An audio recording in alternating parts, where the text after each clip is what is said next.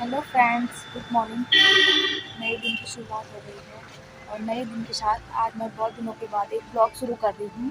और ये ब्लॉग शुरू करने के लिए मुझे मजबूर कर दिया गया है क्योंकि मुझे कॉलेज के वर्क की वजह से बिल्कुल भी टाइम नहीं मिल रहा है ब्लॉग वगैरह बनाने का, क्योंकि एडिटिंग में बहुत ज़्यादा टाइम लग जाता है और मैं बहुत ज़्यादा बिज़ी हूँ आजकल, क्योंकि आज हमारी टीचिंग चल रही है।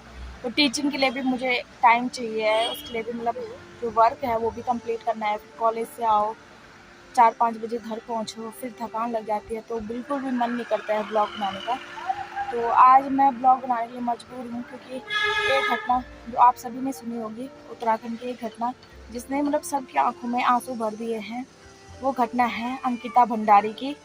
आपने बहुत सारे चैनलों पे देखा होगा, न्यूज़ पे देखा होगा कि अंकिता भंडारी के साथ कितना बुरा हुआ। जैसा कि आपको पता है कि हमारे उत्तराखंड को देवभूमि उत्तराखंड कहा जाता है, क्योंकि यह देवताओं की भूमि है। यहाँ देवता निवास करते हैं, पर हमारे उत्तराखंड में धीरे धीरे मतलब इतनी घटनाएं सुनाई दे रही हैं, तो लगता है कि उत्तराखंड भी देवभूमि नहीं रह गया है, क्योंकि यह उत्तराखंड की देवभूमि पे एक प्रश्न चिन्ह लगाता है। और जो ये केस थे वो सिर्फ शहरों में सुनाई देते थे, हमारे उत्तराखंड में ये केसें बहुत कम सुनाई देते थे। बट अब धीरे धीरे ये केस बहुत ज़्यादा सुनाई दे रहे हैं, क्योंकि हम सोचते थे कि बाहर ये केस होते हैं और हम उत्तराखंड में सेफ हैं, हम यहाँ अच्छे से रह सकते हैं।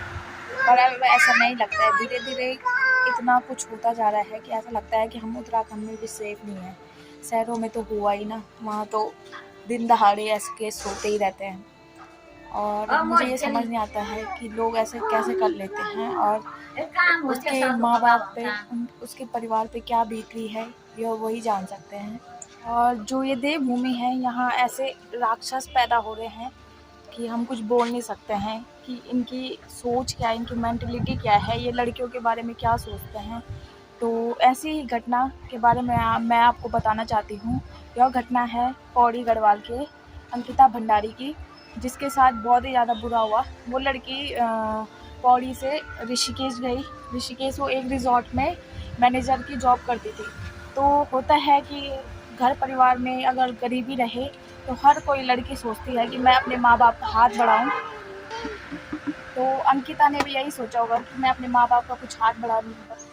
तो ऐसे ही अंकिता भंडारी ने भी सोचा होगा कि वो अपने माँ बाप का कुछ हाथ बढ़ाए, कुछ पैसे कमाए, कुछ जॉब करे। तो ऐसी जॉब करने के लिए वो ऋषिकेश के नंत्रा रिजॉर्ट नाम से, ऋषिकेश में एक रिजॉर्ट है, उसमें उसने मैनेजर की पोस्ट ली और वो वहाँ जॉब करती थी।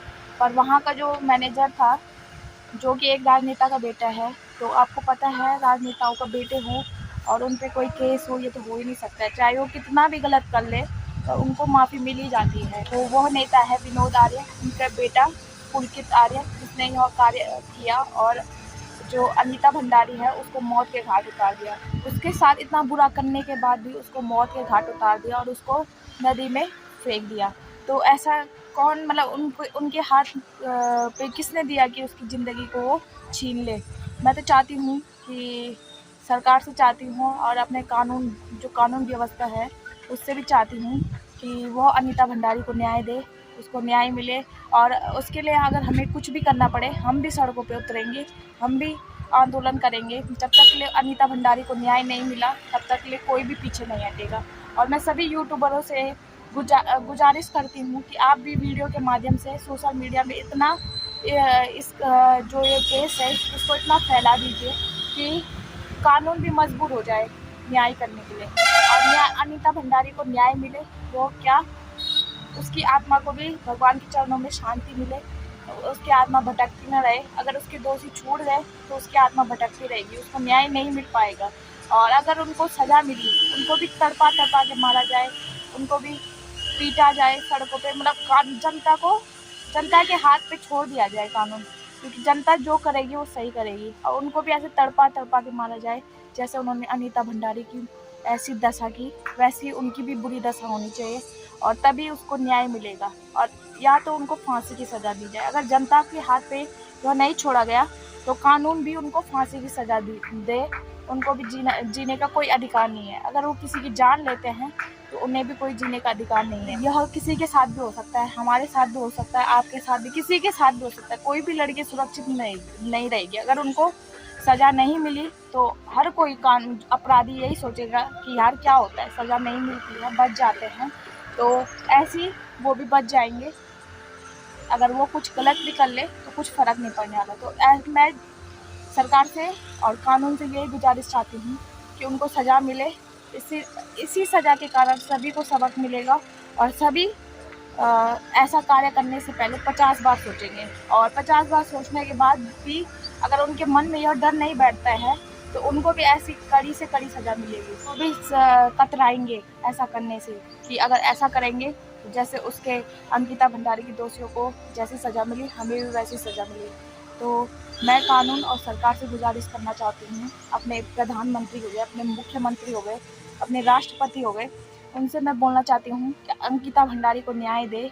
किसी नेता के या किसी जान पहचान के चक्कर में इस केस को टाला ना जाए। जब तक ये केस आगे नहीं बढ़ा तब तक कोई पीछे नहीं हटेगा, और अंकिता भंडारी को जब तक न्याय नहीं मिला तब तक कोई भी चुप नहीं बैठेगा।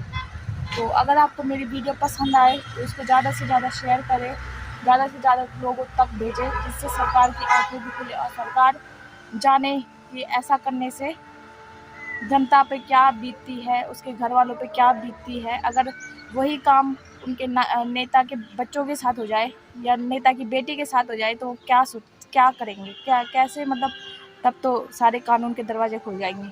तो मैं सरकार से यही चाहती हूँ कि सरकार की आंखें खुले और आप इस वीडियो को ज़्यादा से ज़्यादा लोगों तक शेयर करें, जिससे सरकार मजबूर हो जाए कदम उठाने पे।